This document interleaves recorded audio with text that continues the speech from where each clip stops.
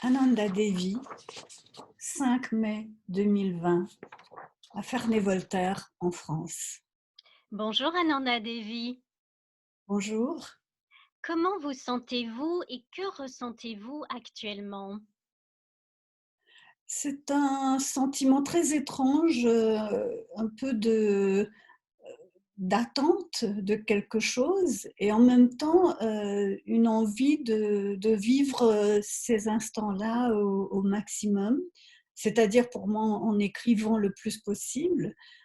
Comme je n tous les voyages ont été annulés, je peux pas vraiment sortir et tout, je me dis, en fait, c'est un temps de réflexion aussi, un temps qu'il faut vraiment utiliser à bon escient. Non seulement pour moi-même, pour écrire, lire et cetera, mais aussi pour réfléchir, au monde et je crois que ça, c'est important et que beaucoup de gens pensent à cela aussi, comment gérer le monde après le confinement. Donc voilà, mais à part cela, je m'inquiète pour les autres, pour les personnes qui sont dans des conditions de vie plus difficiles, pour mes enfants aussi, dont l'un est médecin généraliste à Londres et qui a un petit garçon de 3 ans. Et donc bien sûr, je m'inquiète pour eux et puis pour mon autre fils qui est à l'île Maurice en confinement aussi. Donc ça fait beaucoup de choses qui passent par la tête, mais surtout, je dirais, c'est un temps de réflexion nécessaire. Vous parliez de l'écriture et justement vous m'avez dit un jour que quand vous écrivez, vous sortez de vous pour devenir autre chose. En ces temps de confinement, en quoi est-ce que la lecture et l'écriture vous aident à sortir de vous? Je pense que là, en ce moment, heu, c'est plutôt une concentration, extraordinaire en fait qui me vient. Je me sens moins dispersée, parce que bon, avant avec les voyages, les participations à différents événements littéraires, je me sentais, peut-être un peu distraite et dispersée par rapport au travail d'écriture lui-même. Donc dans ce sens-là, j'ai l'impression de me recentrer, de me concentrer, mais j'étais en train de travailler sur 2 romans simultanément, mais les 2 me menant assez loin de moi. L'un se passe en Inde et l'autre à Maurice, mais celui qui se passe à Maurice est dans une atmosphère assez, apocalyptique aussi, ce qui n'était pas prévu. Enfin, je veux dire, je l'avais commencé bien avant, depuis l'année dernière déjà, mais du coup, j'ai l'impression que ce roman est en phase avec ce qui se passe. Par contre, alors que j'avais en tête que tout allait se terminer très, très mal et qu'en fait, c'est vrai que la première version du roman se termine mal. Là, en le retravaillant en ce moment, j'ai un peu envie d'essayer de donner quand même une petite lueur d'espoir et de ne pas tout finir, vraiment dans une vraie apocalypse où il n'y a rien qui peut renaître. Donc c'est un changement de direction un petit peu pour ce roman-là. Vous évoquez, l'île Maurice où vous êtes né. Qu'en est-il de la situation là-bas par rapport au coronavirus et dans l'océan Indien en général? En fait, il y a eu des cas et il y a eu, peut-être une centaine de cas, je pense, et une dizaine de personnes sont décédées du corona. Et donc, dès que les cas ont commencé à être identifiés, ils ont tout de suite appliqué aussi un confinement. Et en voyant que les gens n'étaient pas très disciplinés par rapport à ce confinement, il y a eu une semaine entière où en fait toute la population a été vraiment interdite de sortie, même pour aller faire des achats, de première nécessité. Parce que, ils pensaient que c'était trop dangereux, que les gens n'étaient pas assez disciplinés. Donc il y a eu une semaine de vrai confinement, qui a été assez dur à vivre, je pense pour la plupart des gens. Mais une fois que cette semaine-là était terminée, ils se sont mis dans un confinement semblable à celui d'ici. Mais mais tous les avions, bah, il n'y a plus de vol vers Maurice ou au départ de Maurice. Donc, peut-être que le sentiment de confinement est est accru justement parce que là, il n'y a plus du tout de de passage, de voyage, de départ ni d'arrivée. Donc, l'île en elle-même est devenue un lieu complètement prisonnier donc de cette,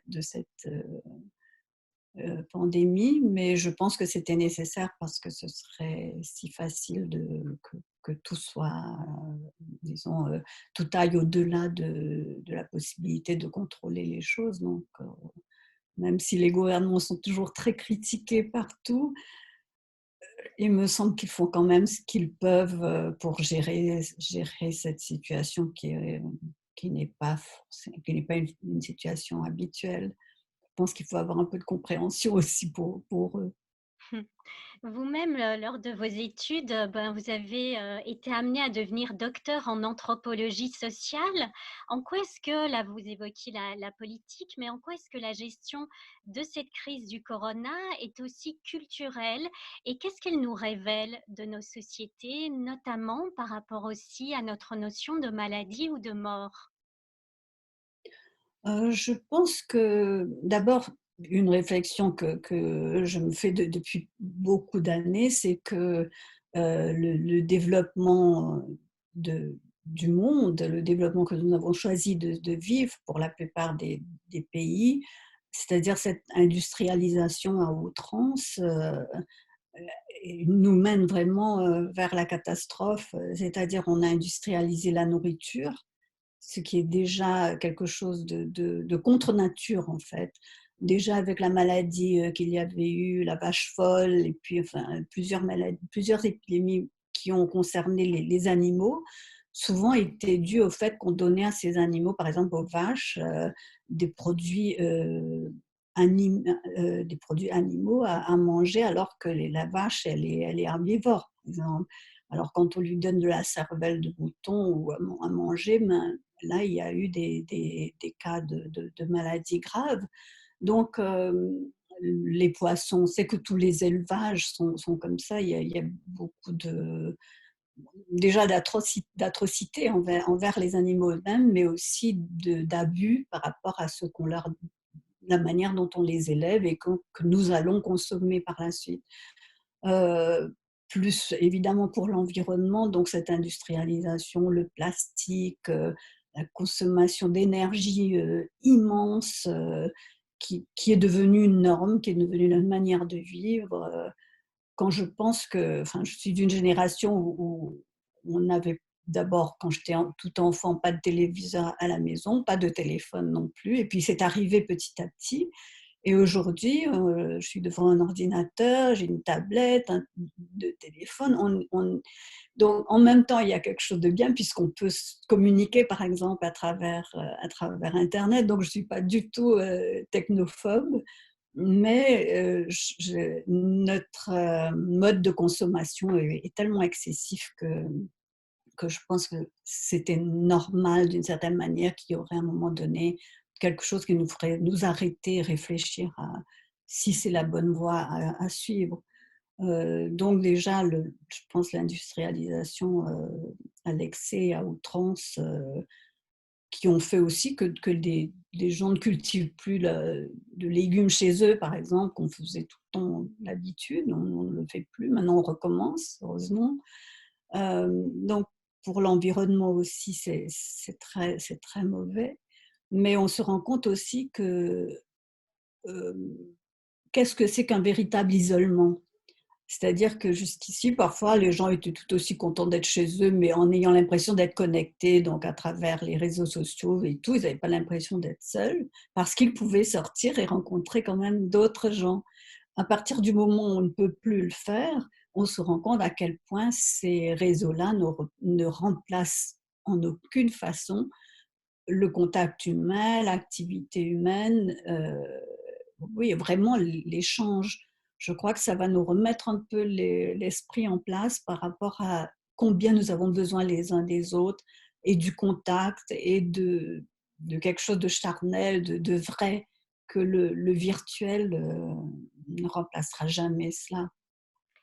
Il y a Euh, une autre, la solitude, elle est au cœur de vos livres et puis il y a un autre pays, on a parlé de Maurice, mais il y a un autre pays qui apparaît aussi, dans vos livres, c'est l'Inde, cette terre qui vous fascine, qui vous habite également, qui est notamment au cœur du roman, Indian Tango aux éditions Gallimard. Qu'est-ce que vous mhm. redoutez par rapport à la situation en Inde et sa gestion, du corona là-bas? Écoutez, je pense que là-bas, ce sera quasiment impossible de gérer à travers le confinement parce qu'on a vu déjà dès le début, quand il y a eu des cas et que le gouvernement a tenté d'appliquer un confinement, les gens qui vivent au jour le jour, qui dépendent de quelques sous pour pouvoir s'acheter à manger, en travaillant chaque jour en faisant des petits boulots par-ci par-là, ben, ils n'ont rien de côté qui peut leur permettre de vivre à travers une situation comme celle-là. Et donc, dès la première semaine de confinement, il y a eu des millions de gens qui se sont mis en route vers leur village, parce que même ces villages qu'ils avaient quittés pour venir chercher un peu à gagner leur vie en ville, même s'ils sont très pauvres, au moins là-bas, ils savent que ben, il y a la famille, les gens vont quand même s'entraider, s'aider à se nourrir, etc. Et ils sont partis comme ça. Il y a un exode de masse et évidemment des gens qui sont partis sans nourriture, sans eau, avec leur famille. Et donc, c'est catastrophique parce qu'on se rend compte ils ne sont pas préparés. C'est presque impossible à gérer quand il y a une population comme celle-là. Peut-être qu'en Chine, parce que c'est quand même un pays où il y a une mainmise du gouvernement très forte. C'est quand même, ce n'est pas du tout un pays démocratique, c'est un pays qui est soumis comme ça à un ordre très brutal, je dirais. Donc les gens ont été obligés d'écouter et d'obéir. Mais pour d'autres pays comme l'Inde, ou aussi dans certains endroits en Afrique, certains pays d'Afrique, je pense que ce sera vraiment euh, quasi impossible, mais d'appliquer les mêmes méthodes en fait pour gérer la maladie. Heureusement que apparemment ça ne s'est pas répandu davantage, donc il n'y a pas eu énormément de cas, mais peut-être qu'on n'en sait rien non plus. Et c'est là qu'on voit aussi la disparité extrême. Par exemple, en Inde, justement, encore une fois, les pays, les familles les plus riches ont pu affréter des avions pour aller chercher leurs enfants qui étaient à l'extérieur du pays et donc les ramener, les rapatrier. Euh, et pour le reste, ben, non, personne n'a pu faire quoi que ce soit. Et donc, certains journalistes ont dit, pour ces personnes qui sont en exode, il n'y a même pas eu de bus mis en place, de cars pour les ramener chez eux, un peu de nourriture, un peu d'eau, tout ça. Tout cela, il y a suffisamment de ressources, je pense, pour que ça aurait pu être mis en place, mais ça ne l'a pas été. Et donc, encore une fois, c'est le manque d'humanité aussi souvent dans L'un beaucoup de de vos sociétés. pardon, dans nos sociétés. Oui. Mmh. L'un de vos romans, s'appelle Manger l'autre aux éditions Grasset. Est-ce que vous diriez que ce coronavirus nous dévore entièrement, est en train de dévorer à la fois, la planète, mais aussi, peut-être nos esprits et nos âmes? Oui, je pense que c'est un tout, que ce virus n'est pas apparu comme ça d'un coup. Enfin, il y a des gens qui disent que ça a été fabriqué ou je sais pas, dans un laboratoire, mais ce n'est même pas nécessaire qu'il soit fabriqué dans un laboratoire. Il peut apparaître, on l'a vu aussi avec le SRAS, il peut apparaître par cette proximité, disons, des animaux et des êtres humains par le fait qu'on ait beaucoup défriché les forêts, abattu des arbres. Donc c'est tout un processus qui s'est mis en place au cours depuis, disons, la deuxième moitié du XXe siècle, qui fait que l'homme, c'est d'une certaine manière, euh, n'a plus d'armure pour se protéger en fait contre la nature si la nature décide de résister. Donc, oui, vraiment, c'est un tout. Et comme je le disais dans Manger l'autre, cette espèce d'excès de consommation dans certaines sociétés, euh, allié à un extrême dénuement dans d'autres sociétés, alors que l'équilibre, si on y réfléchit bien, il y a suffisamment de ressources dans la planète pour que tout le monde puisse manger à leur faim ou avoir accès à l'eau potable, etc. Mais il y a un déséquilibre tel par rapport à ceux qui sont les plus fortunés, les plus grosses fortunes, et qui continuent à exploiter en fait la planète, mais aussi les hommes, les autres hommes.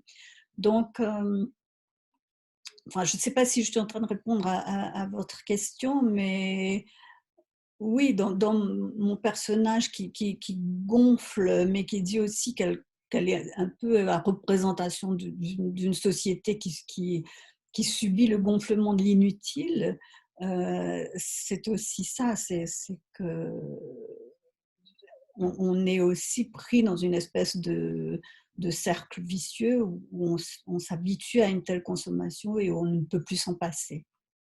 À l'instar de cette héroïne, bon nombre de vos personnages, nous parlent de leur corps, du corps dans lequel ils peuvent être littéralement, emmurés, et vos personnages tentent souvent de se relever, de sortir de leur décombre, là aussi, pour reprendre un terme qui apparaissait dans l'un de vos titres.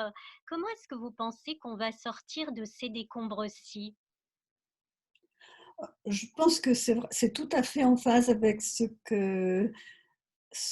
que je dis dans beaucoup de mes livres, c'est que finalement, chacun de mes personnages est seul par rapport face à lui-même, lui ou elle-même, et qu'ils doivent en fait chercher en eux-mêmes les ressources pour faire face aux tragédies auxquelles ils sont confrontés, à, enfin, à l'histoire qui a lieu autour d'eux. Il y a, oui, une grande solitude, mais la solitude aussi finit pour eux par être une force, puisqu'ils ne demandent de l'aide à personne, ni même à une quelconque divinité, ni à la religion, ni à rien. Chacun doit trouver en lui-même ses propres réponses, en fait. Et je crois que finalement, c'est très en phase avec ce qui se passe en ce moment, c'est que ce temps d'arrêt-là nous amène à réfléchir non seulement au monde, mais aussi à nous-mêmes. Qu'est-ce qui est important pour nous? Quelles sont nos vraies valeurs?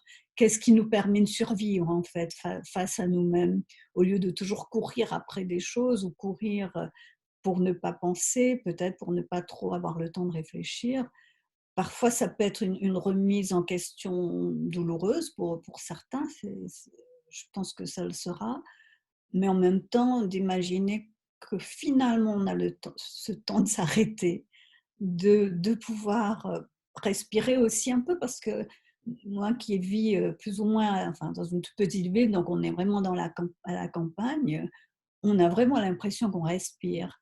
Et dans certaines villes, comme que ce soit en grande ville, grande métropole, comme en Inde ou en Chine, etc., ils disent pour la première fois, ils ont vu le ciel bleu parce que il y a beaucoup moins de pollution. Donc, imaginer tout ça et se dire que oui, c'est le moment de réfléchir à tout ça et de remettre en question beaucoup de nos propres comportements, ceux des autres, ceux de ceux qui nous dirigent aussi. Je crois que là, il faudra aussi qu'il y ait une réponse à ça, qu'on ne reprenne pas tout de suite après l'habitude d'être un peu dans la mentalité d'un troupeau, quoi. On se laisse guider, on se laisse mener. On accepte ce qui est décidé par d'autres. Vous parlez de l'après. Comment est-ce que vous imaginez, les jours vivants? Pour reprendre là aussi l'un de vos titres, comment on doit essayer de les cultiver et de retrouver cette poésie de la vie, qui vous anime tant?